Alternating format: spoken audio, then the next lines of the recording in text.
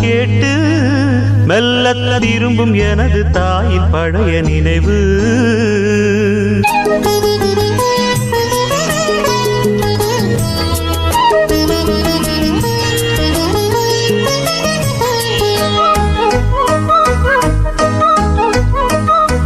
குயிலே இளமாங்குயிலே உந்தன் கூட்டில் இருந்து வெளியில் வந்து பாடு.